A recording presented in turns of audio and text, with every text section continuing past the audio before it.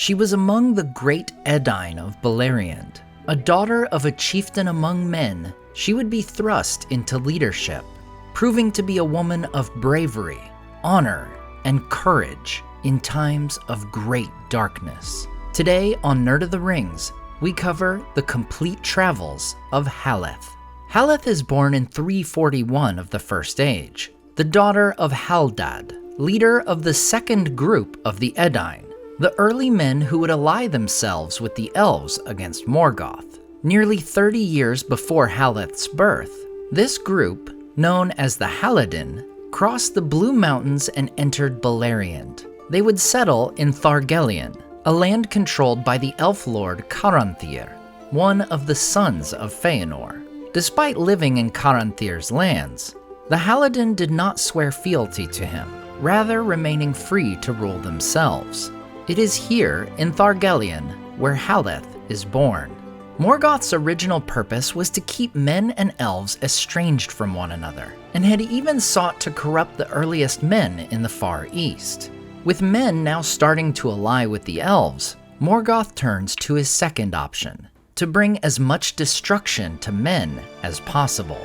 Around the year 375, Morgoth sends a force of orcs east from Angband. This company crosses the arid Linden, then comes back along the Dwarf Road of Beleriand, a route used by the dwarves of Nogrod and Belagost to trade with the elves.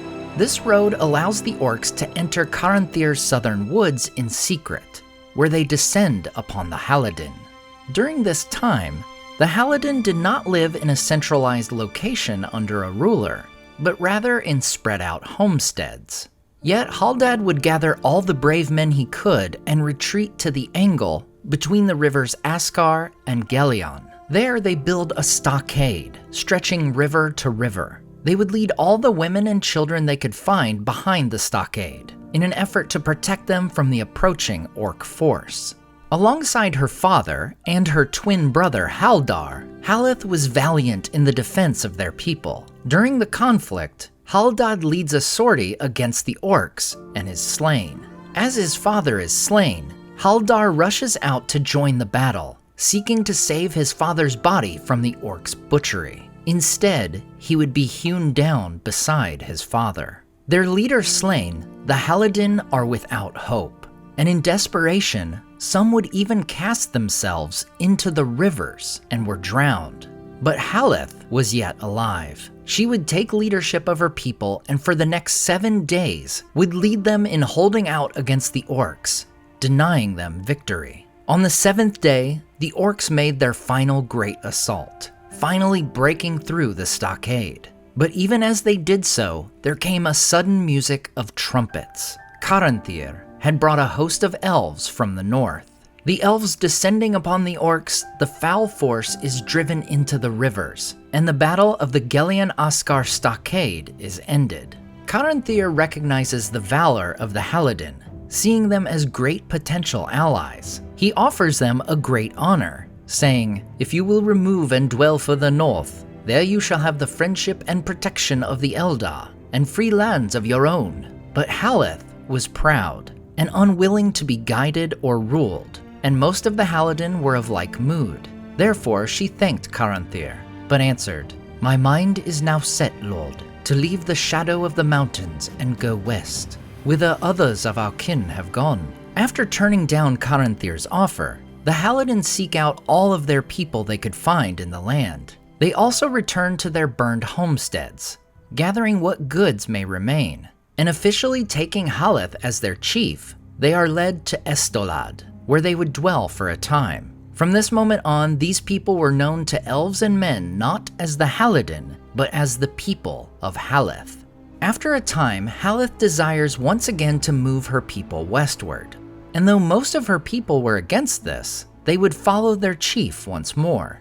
They would have no help or guidance of the elves, and after passing over the rivers Kelon and Aros, they would travel through the perilous lands later known as Nan Dungortheb, the Valley of Dreadful Death.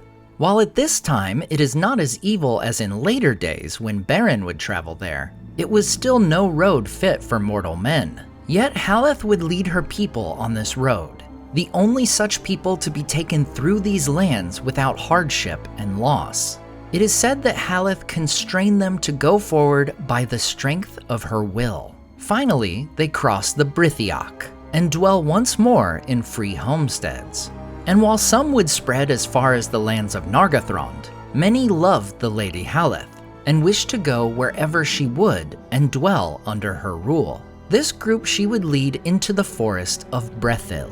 While this forest did not fall within the protective girdle of Melian, it was considered part of King Thingol's domain. We are told that he would have denied these lands to Haleth were it not for Finrod.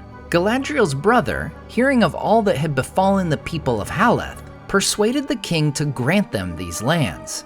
Thingol says that they may dwell free in Brethil, in exchange for her people guarding the crossings of Teglin against all enemies of the elves and allow no orcs to enter their woods.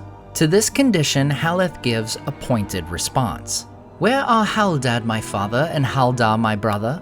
If the king of Doriath fears a friendship between Haleth and those who have devoured her kin, then the thoughts of the Eldar are strange to men." Thus Haleth would dwell in Brethil until her final days. She would live to the age of 79, dying in the year 420. Haleth would never marry, and so leadership would pass to her nephew Haldan. While it is not stated outright in Tolkien's text, it is worth noting that Haldan was just 9 years old when his father and grandfather were killed in the Stockade battle, meaning it is likely that he would have been raised by Haleth herself. We are also told that while some of her people were scattered in those early days before settling in Brethil, many would return to Brethil as evil days would come upon Middle-earth. One such descendant is Turin, whose grandmother was of the Haladin, though his tale, and the sorrow he brought to Brethil, is told in another video. After her death, Haleth's people would raise a green mound over her body in the heights of the forest. The mound would be called Tur-haretha, the Lady Barrow. In the Sindarin tongue, it is called Hauth en Arwen. The people of Haleth would dwell in Brethil for the remainder of the First Age.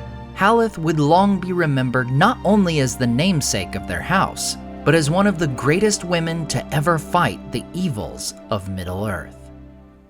As always, I want to say a huge thank you to all my Patreon and YouTube supporters who make this channel possible. Tom DeBombadil19, Lissamy the Cinda, Rabbi Rob Thomas, Charles Leisure, CCDC Red Team, Joe Tepper, The Mighty Mim, Andrew Carlisle, Swirled Traveler, Matthew Jeffrey, Viking Lord, Alvin Einbert, Jeremy Daniel Derby, Leo Vittori, Sky Carcass, Slide Belts, Dane Ragnarsson, Berto Berg, Graham Derricott, The Dark-Haired One, Wyland, Micah Wu, and Debbie. If you enjoyed the artwork in this video, check out the artists in the description to purchase prints of their great work for yourself. Thanks so much for watching, and we'll see you next time on Nerd of the Rings.